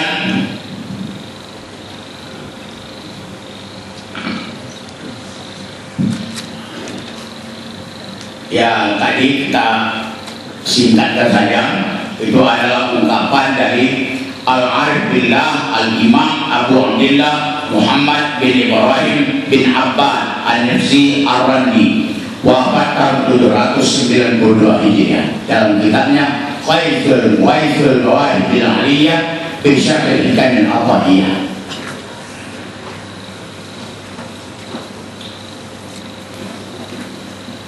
Kemudian Kita lihat pula penjelasan dari Syekhul Islam Syekh Abdullah bin Yazid Asy-Syarqawi, lebih dikenal dengan Abdullah Asy-Syarqawi, dan kitabnya Syarhul Hidayah. Nah, kita simak pula beliau menyampaikan penjelasannya dengan singkat, tapi pengertiannya akan tadi juga. Kita ulang sedikit. Keinginanmu untuk tadi, artinya kecenderungan hatimu, wahai murid yang shadiq, kepada tadi dari asbab zahiriyah. Kita ini dinamakan dalam kajian tasawuf murid. Tak ada guru sini, tak ada guru, murid semuanya. Artinya orang yang berkeinginan untuk sampai kepada Allah, murid semuanya. Sampai kepada Allah ini pun dibahas lagi, karena sampai ini Allah tidak menunggu pada satu terminal. Umpamanya, mohon ampun kepada Allah, kalau Allah di Jakarta, pergi kita ke Jakarta. Kalau Allah di Ka'bah, pergi kita ke Ka'bah beramai-ramai. Allah tidak menunggu pada tempat tertentu. Tidak ada terminal yang ditunggu, yang dituju. Jadi sampai kepada Allah itu menurut Al-Imam Ibnu Athaillah adalah sampai ilmu kepada Allah. Sampai ilmu kepada Allah. Sampai ini pun terbatas, karena kata Al-Imam Abu Abdillah Muhammad bin Yusuf As-Sanusi, sedalam apapun orang belajar ilmu tauhid, dia tidak akan mengenal hakikat zat Allah. Sedalam apapun orang mengkaji ilmu tauhid, tidak ada yang tahu hakikat sifat Allah. Zat dan sifat Allah tidak ada yang mengetahuinya. Itu jelas itu. La ya'rifu haqiqatahu illa Allah. Tidak ada yang mengenal hakikatnya kecuali Allah. Tapi bisa dibahas, bisa diperdebatkan. Cuma hakikat sebenarnya itu tak tahu kan. Kalah. Sedalam apa pun kita lagi. Kalau kita ini belum ada yang dalam kalian, belum ada. Saya teringat ucapan Al-Ustaz kita, semoga Allah mengampuni beliau, Allah berlahu warhamu wa'afiyahu, Al-Ustaz Tengku Ali Muda. Hebat tauhidnya. Jadi Tengku Ali Muda itu pernah saya bertanya, kita sudah mengaji Ustaz, sudah belajar Ustaz, banyak kita bikin tauhid. Apakah kita ini sudah sampai kepada Allah? Dengan tersenyum beliau menjawab, para ulama itu sudah sampai ke pulau, kita baru belajar memegang pendai. Belajar memegang pendai, belajar mas, belajar semuanya. Tapi kita menjadi kiai, bagus. Ulama. Kalau memuji orang biasa-biasa saja, jangan berlebihan. Ini ada orang membaca kitab tidak tahu, ada bilang kiai, ulama, apa itu kiai?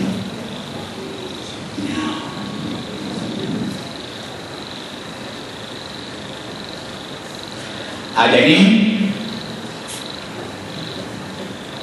kecenderungan hatimu wahai murid yang saleh kepada tadi dari usaha-usaha zahiriyah, sedangkan Allah Ta'ala menempatkan kau pada asbab itu tadi, menempatkan kau pada asbab, dan dia selamat pada asbab itu. Misalnya, wa anta jiyas salamata fi dinika, engkau mendapatkan keselamatan pada agamamu, agama yang tidak terjual, agama yang tidak rusak pada asbab tadi. Kemudian bayang kuatu biha tamuka amat biaidin nas, putus tamakmu dengan apa yang ada di tangan manusia. saya termasuk heran ya, ulama-ulama dulu.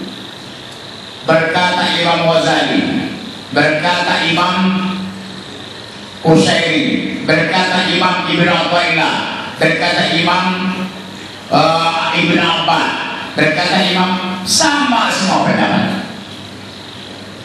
Cuma cara penyajian yang berbeda. Itu tandanya kan itu betul. Kalau zaman sekarang ini yang tak betul ya. Kalau mau jadi dapat S2, S3, mesti sanggup mengucapkan yang tidak betul. Itu gila ya orang. Gila ini. Kalau sama semuanya, enak dibaca dan enak bersama mereka. Walaupun tak dapat duduk bersama, paling tidak membaca kitab mereka. Mudah-mudahan di akhirat mau dia mengajak kita bersama-sama. Nah, sini semuanya jamaah ittihad, mari ikut dengan saya, kata Imam Ibn Athaillah As-Sakandari. Apa tak enak?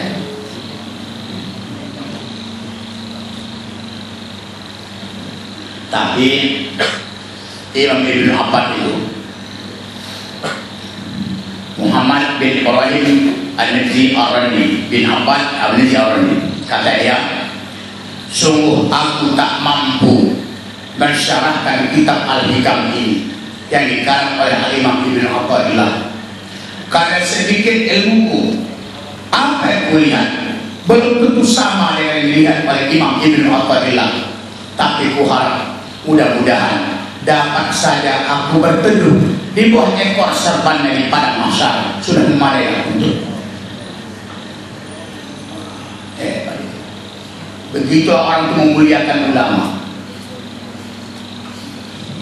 Itu makanya berulang kalimat saya, jangan dilihat ulama sekarang dibandingkan yang ulama dulu. Jangan. Ulama sekarang ini banyak kalau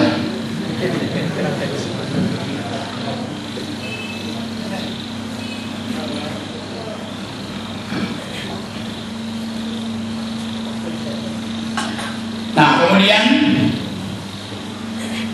wala yashghaluka amma anta fihi min wadha'ifil ibadati adh-dhahirah wal ahwalil batinah, dan kau tidak sibuk. Jadi dapat juga dia melaksanakan tugas ibadah dengan baik dan ahwal batinah dengan baik, dengan dia berada pada maqam asbab. Jadi tahu sakitnya, tahu sakit. Kemudian minas syahwah, artinya syahwat ini yang mengajak kepadanya. Sama dikatakan syahwat. Kenapa syahwat berpindah dari maqam asbab ke maqam tajrid? Karena diadami wuqufika ala muradi sayyidi, karena tidak berhenti, tidak ukur atas kehendak Tuhan. Nah, dia ingat kita kepada Pak Arifin, orang tua kita, beliau tidak suka membaca Allahumma salli ala Sayyidina Muhammad, karena di sini juga Sayyidi itu bisa dipakai Tuhan. Sayyidi Tuhan bisa, Nabi pun bisa juga. Tapi beliau hanya memakaikan kepada siapa? Kepada Allah, kepada Allah Ta'ala saja. Itu karena kurang dia membaca. Kalau banyak bacaan tak begitu, kurang membanding. Tapi ialah tak kehilangan, tak tidak kehilangan, beliau sudah tak mau mengajikan.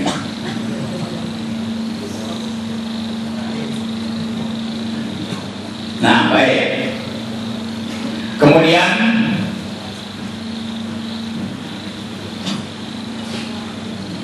yang mana tujuannya tadi adalah at-taqarrub ila Allah, dan kehendakmu akan syuhrah. Ini dia bahayanya itu, kalau pindah dari asbab kepada tajrid, yang ditakuti kemasyhuran kewalian itu yang dicari. Umpamanya sudah berusaha, berhenti berusaha, tinggal di rumah. Jadi Orang memandang dia ulama besar, tuan syekh, dan dia pun merasa sudah menjadi wali Allah dari yang hebat. Apa yang ucapkannya jadi dia merasa besar dengan itu. Nah, kalau itu tentulah tidak bagus. Kata para arifin, orang-orang yang arif, iqbalun nas alal murid qabla kamali summan qatil. Menghadap manusia kepada murid sebelum sempurna, sebelum dia sempurna, itu adalah racun yang membunuh. Manusia menghadap kepada dia, kepada si murid tadi, tapi belum sempurna tadinya, ilmunya belum sempurna, itu tak bagus itu summan qatil, adalah racun yang membunuh. Itu makanya kadang-kadang ada orang bisa mencium tangan tak mau dia, karena takut dia apa? Riak. Datang orang, panggil orang, tuan, dosen, tahu saya pakai begitu, ustaz, tahu saya Pak Ustaz, tahu saya Pak Ustaz, pakai biasa. Tak mau dia menjaga betul. Bagus. Ada orang dicium tangannya, dikasihnya, bagus juga. Bagus itu. Ingat kita, contoh tuan guru kita, Ustaz Jalal dan Ustaz Noman. Kalau Ustaz Noman dicium tangannya, tak boleh, balik dia. Dan cium. Kalau Ustaz Jalal, cuma kena. Karena mencium tangan ulama itu sunnah, bagus, cium kan. Orang nak dapat pahala dia, kenapa? Bagus itu.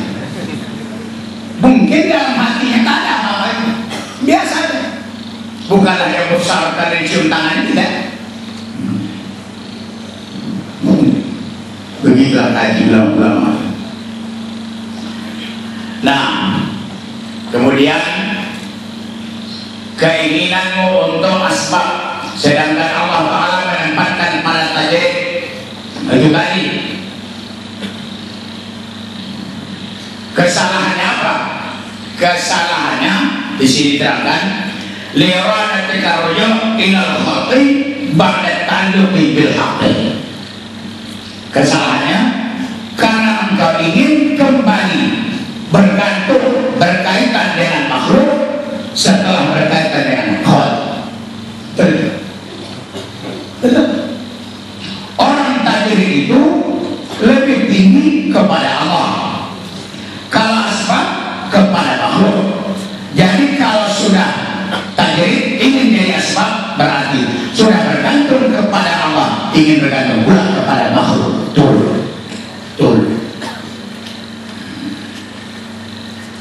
Nah, itu penjelasan Syekh Syarqawi. Ada lagi di sini penjelasan dari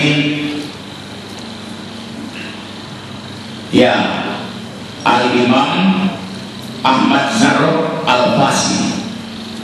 Ahmad Zarruq Al-Fasi, ulama yang tinggal yang wafat di Libya ini.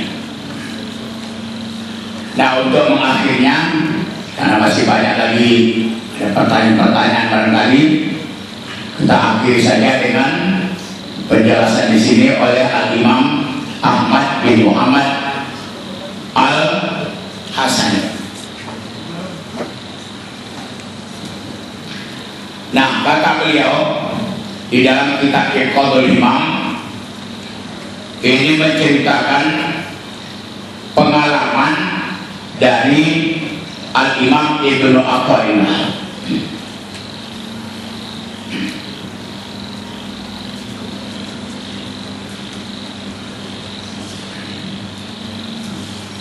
Al-Imam Ibnu Athaillah pada mulanya mengkaji masalah-masalah zahir. Jelasnya dia lebih suka mengkaji masalah fikih. Jadi kemudian sampai pada satu waktu, istilahnya jenuh, dia mau pindah dari fikih kepada tasawuf. Jadi jangan disangka Al-Imam Ibnu Athaillah itu ahlinya tasawuf saja, tidak. Zaman sekarang banyak dijumpai orang-orang penganut tarekat tidak mengetahui masalah fikih. Banyak dia berpoika, tapi fikihnya tinggal. Kalau zaman dulu tidak bisa masuk tarekat kalau tidak mengerti tauhid, tidak mengerti fikih, tasawuf, baru masuk. Jadi begitu masuk jadi khalifah. Sekarang ini juga khalifah, baru masuk 10 hari ya khalifah langsung. Mudah kaya menjadi khalifah. Khalifatullah fil ardi, khalifah Allah di muka bumi. Mentanggung. Tadi saya mendapat telepon abang dari kampung, dari Dumai, sedang berkembang sekarang aliran di sana, namanya aliran Qadir Yahya. Bagaimana itu menyala atau tidak? Ya saya tak pernah masuk, mana tahu saya menyala atau tidaknya. Cuma kata orang biasanya pengaruh itu mengantongi gambar gurunya. Kata orang kalau mau sholat tengok gurunya, udah tengok masuk balik takbir Allah Akbar. Tak betul tak tidak kata orang. Kalau betul begitu, hebat kan itu. Tengok dulu ini berjalan punya tidak. Bayangkan dulu masuk balik Allah Akbar. Kemudian kalau sholat ini sekali lagi saya ulangi kata orang. Kalau sholat imam, di depan imam itu ada sajadah kosong. Jadi jamaah berimam kepada imam yang nampak itu. Imam itu berimam pula kepada jamaah yang tak nampak. Itulah Syekh Qadir Yahya. Kalau benar begitu, udah menyala itu. Tapi saya tidak mengatakan begitu. Kata orang yang dapat saya. Jadi imam tadi pun berimam kepada sajadah kosong. Jadi aneh rasanya itu. Jadi imam itu berimam kepada siapa? Ya imam tak berimam kan? Ibu imam kan? Ada juga imam berimam. Jadi kata Imam Ibn Athaillah, dakhaltu ala Syekh Abdul Abbas Al-Mursi. Saya masuk kepada Syekh Abdul Abbas Al-Mursi. Guru Imam Ibn Athaillah itu dua yang terbesar, Abdul Abbas Al-Mursi, Abdul Hasan Asy'ari. Jadi ketika dia masuk, dalam hatiku ada azam, ada tekad untuk jadi orang tajir, bertekad saja. Kemudian Imam Ibn Athaillah berkata dalam hatinya, sesungguhnya sampai kepada Allah dengan cara begini baik. Kalau begini saya mengaji ilmu zahir ini baik, jauh untuk sampai kepada Allah. Kemudian sibuk mempelajari ilmu zahir, sibuk bergaul dengan manusia. Belum lagi dia bertanya, maksudnya mau bertanya kepada Abdul Abbas Al-Mursi. Belum lagi dia bertanya, bercerita Abdul Abbas Al-Mursi. Ada manusia, dia sibuk mempelajari ilmu zahir, lalu dia merasakan sesuatu dalam tarekat kami ini. Kemudian ya Sayyidi, akhruju amma ana fi, wahai guruku, aku ingin keluar dari makam selama ini, yaitu asbab, kepada makam tajrid. Jadi Al-Imam Abdul Abbas mengatakan, bukan sekarang saatnya. Unkur bima anta fi, tetaplah engkau berada pada tempat engkau sekarang ini. Jadi heran Imam Ibn Athaillah, ada orang dia mau keluar dari makam asbab ke makam tajrid. Yang diceritakan itu macam dia belum bertanya lagi, tapi udah tahu guru ini. Jadi heran, apa ini? Kemudian pada akhir pembicaraannya, Al-Imam Abdul Abbas Al-Mursi memandang kepada Ibnu Athaillah, baru dipandang. Jadi kata dia kepada Imam Ibnu Athaillah, begini-inilah keadaan orang siddiqin, tidak keluar dengan sendirinya, tidak keluar dengan sendirinya dari makam asbab ke makam tajrid, yang menunggu dikeluarkan oleh Allah Ta'ala. Kalau sudah dikeluarkan oleh Allah Ta'ala, maka dia akan keluar. Jadi sabar menunggu itu pada makom tertentu. Setelah itu Al-Imam Ibnu Athaillah keluar dari majelis itu. Kemudian dia seperti dibasuh kekhawatiran dalam hatinya dan mendapat ketenangan dan taslim. Sebagaimana kata Rasulullah sallallahu alaihi wasallam, humul qaum lasqabi jalisun. Mereka adalah kaum tidak celaka orang yang sekedudukan dengan mereka. Jadi apalagi seperti Al-Imam Ibnu Athaillah. Jadi kalau duduk bersama ulama-ulama itu pasti tidak celaka. Istilahnya ada lagi ulama tasawuf mengatakan manjalas janas. Manjalas janas. Siapa yang sekedudukan akan jadi jenis ini. Duduk di samping peminum kata orang peminum. Duduk di samping orang narkoba kata orang narkoba. Duduk di samping ulama kata orang tidak ulama. Ulama juga asisten ustadz orang lain. Itu paling tidak. Jadi kalau begitu teman sekedudukan kita, kawan kita dulu harus diperhatikan. Harus diperhatikan. Kalau dapat ya duduklah di samping tukang minyak wangi. Tak dapat minyaknya, dapat juga mencium wanginya. Jangan duduk dekat tukang besi. Tak kena kita hitamnya, kena juga asapnya. Itu harus gitu. Ada mengatakan begitu. Jadi bolak-balik begitu juga kesimpulannya. Begitulah kesimpulannya, orang yang baik adalah orang yang tetap berada di maqam. Kalau sudah pindah kata Allah Ta'ala tidak. Dan ada juga ucapan Imam Ibnu Athaillah, apabila kau jumpai manusia tidak suka lagi berteman denganmu, berarti pada waktu itu Allah Ta'ala ingin berteman. Kemana pun tak enak, berkawan tak enak, kesana tak enak, kesana tak enak, kesana tak enak, udahlah, diam aja di rumah. Diam di rumah udahlah, bersiap-siap untuk mati. Hidup berhubungan dengan Allah Ta'ala. Kan begitu. Jadi sampai segera dulu. Sebenarnya panjang kajian ini, tapi mutar-mutar ke situ juga nanti bagian kembali. Jadi sampai sini.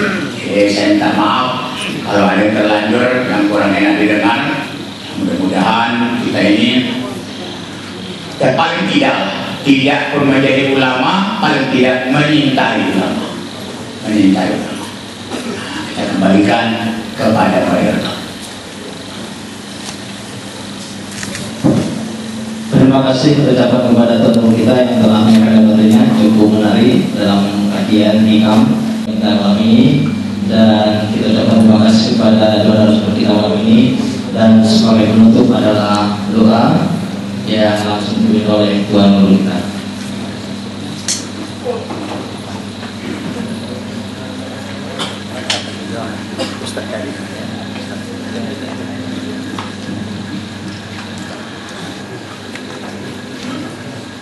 Sama-sama kita berserah diri kepada Allah Subhanahu wa Ta'ala.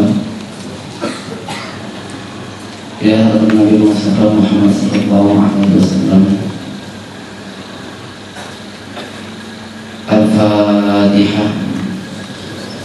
Bismillahirrahmanirrahim. Alhamdulillahirabbil alamin. Ar-Rahmanir-Rahim. Maliki yaumiddin. Iyyaka na'budu wa iyyaka nasta'in. Ihdinas siratal mustaqim. Shiratal ladzina an'amta 'alaihim ghairil maghdubi 'alaihim waladdallin. Sama-sama kita hadirkan Al-Fatihah buat arwah Ustaz Jafri Al-Bukhari. Al-Fatihah. Alhamdulillah, Alhamdulillahi Rabbil Alamin, Ar-Rahmanir-Rahim, Maliki yaumiddin, Iyyaka na'budu wa iyyaka nasta'in. Ihdinas siratal mustaqim, siratal ladzina an'amta 'alaihim ghairil maghdubi 'alaihim waladdallin. Bismillahirrahmanirrahim. Alhamdulillahi Rabbil Alamin. Wassalatu wassalamu ala asyrafil anbiya'i wal mursalin wa ala alihi wa ashabihi ajma'in. Ya Ghaffar, faghfir lana dhunubana wa liwalidayna kulli minna warhamna ya Rahman warhamhuma kama rabbayana shighara wa lijami'il muslimina wal muslimat wal mu'minina wal mu'minat al ahya'i minhum wal amwat innaka sami'un درجات وإلى قاضي الحاجات. ربنا زدنا علما ورزقنا فهما وعمل بنا وعلمنا يا حكيم يا أرحم الراحمين. اللهم استر عيوبنا يا ستار واغفر ذنوبنا يا غفار وذل توبة علينا يا تواب يا تواب يا أرحم الراحمين. ربنا لا تزغ قلوبنا بعد إذ هديتنا وهب لنا من لدنك رحمة إنك أنت الوهاب. ربنا ظلمنا أنفسنا وإن لم تغفر لنا وترحمنا لنكن من الخاسرين. ربنا آتنا في الدنيا حسنة وفي الآخرة حسنة وقنا عذاب النار. صلى الله على سيدنا محمد وعلى آله وصحبه وسلم والحمد لله رب العالمين. Dengan membaca doa tadi maka berakhirlah majelis kami dan insyaallah kita akan bertemu pada malam depan. Demikian saja. Assalamualaikum warahmatullahi wabarakatuh. Insyaallah, insyaallah ada jalan. Insyaallah, insyaallah, insyaallah ada jalan.